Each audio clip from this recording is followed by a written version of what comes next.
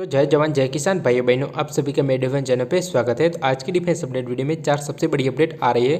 तो जो वीडियो की पहली अपडेट है वो डीआरडीओ के द्वारा 1 महीने में ही 8 मिसाइल टेस्ट को कंडक्ट किया गया है। इसके अलावा वीडियो की जो दूसरी अपडेट है, तो अभी फिलहाल भारत के पास हर टाइप की बैलिस्टिक मिसाइल अवेलेबल है। तो क्या भारत अपनी नो यूज पॉलिसी को चेंज कर सकता है? इसके अलावा वीडियो की जो तीसरी अपडेट है वो जेट इंजन को लेकर आ रही है। तो भारत को जेट इंजन डेवलप में इतना ज़्यादा टाइम क्यों लग रहा है? इसके अलावा जो चौथी और आखिरी update Pakistani 5th generation programme को लेकर आ रही है। तो क्या पाकिस्तान TFX यानी कि जो टर्की का 5th जनरेशन प्रोग्राम है उसमें जुड़ेगा या नहीं जुड़ेगा? तो इन सभी अपडेट के बारे में डिटेल से बताने वाला हूं। तो नए हो तो प्लीज़ मेरे डिफेंस चैनल को सब्सक्राइब करें, बेल आइकन दबाना ना भूलें और कमेंट सेक्शन में जय हिंद जय भारत जरूर लिखेगा। तो आज की डिफेंस अपडेट वीडियो शुरू करते हैं। तो भारत के लिए दिसंबर का महीना बहुत ही ज़्यादा महत्वपूर्ण रहा, क्योंकि इस महीने में डीआरडीओ के द्वारा 8 अलग अलग मिसाइल के टेस्ट ट्रायल को कंडक्ट किया गया।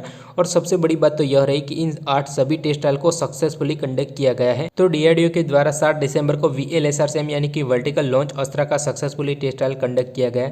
इसके अलावा 8 दिसंबर को ब्रह्मोस सुपरसोनिक क्रूज मिसाइल, 11 तारीख को 2 टेस्ट ट्रायल कंडक्ट किए गए, जिसमें एक पिनाका ER और दूसरा संट मिसाइल का सक्सेसफुली टेस्ट ट्रायल किया गया।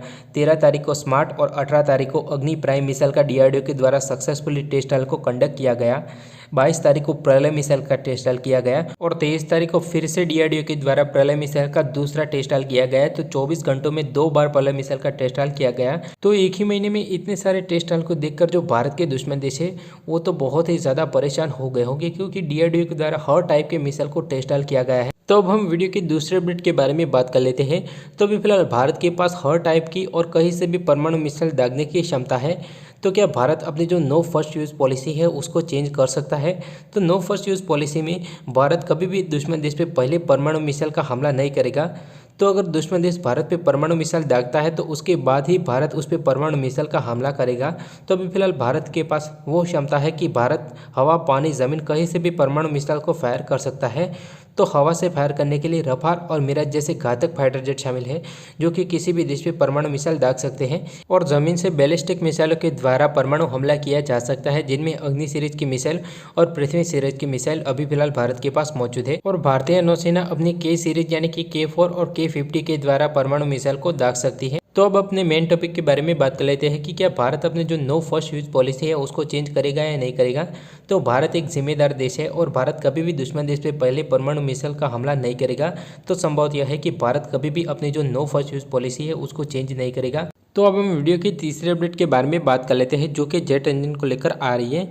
तो आप सभी को पता है कि अभी फिलहाल भारत कावेरी के ड्राई इंजन के ऊपर काम कर रहा है। इसके अलावा आपके मन में भी सवाल उठ रहे होंगे कि भारत के द्वारा इंडिजिनियस जेट इंजन को डेवलप करने में इतना ज़्यादा टाइम क्यों लग रहा है। तो इसके पीछे सबसे बड़ी वजह यह है कि किसी भी जेट इंजन के लिए हाई एल्टीट्यूड और जो फ्लाइंग टेस्ट है वो बहुत ही ज़्यादा इंपॉर्टेंट होते हैं।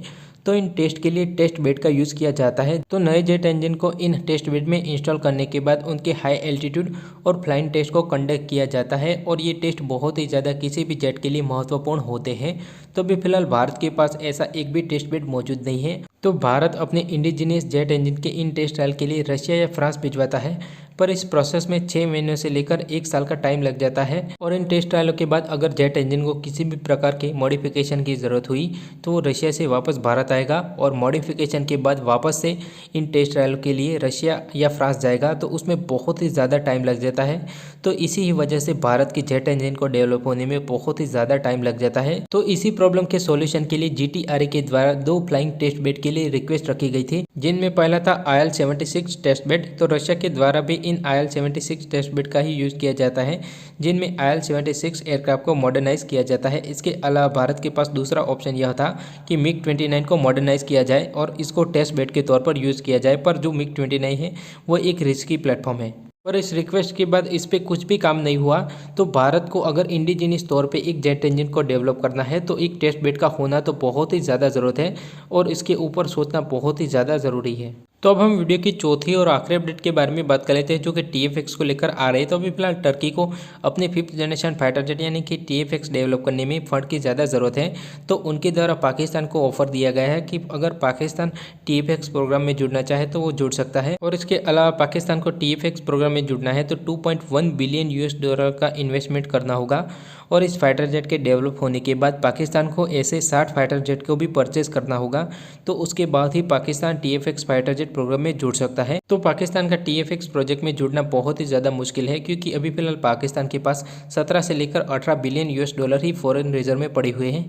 इसके अलावा जैसे भी करके अगर पाकिस्तान इस प्रोजेक्ट में जुट जाता है तब भी पाकिस्तान की मुश्किल ये कम नहीं होने वाली है, क्योंकि 5th जनरेशन फाइटर जेट को मेंटेन करने में बहुत ही ज़्यादा कॉस्ट आता है। पर मेंटेन करने की बात तो बाद में है, पर सबसे बड़ा सवाल तो यह है कि क्या ये फाइटर जेट बन के तैयार हो पाएगा या नहीं हो पाएगा। तो उसके बारे में आपका क्या कहना है, कमेंट सेक्शन में अपनी राय जरूर दें। और वीडियो अच्छा लगे please subscribe my channel. Thank you for watching.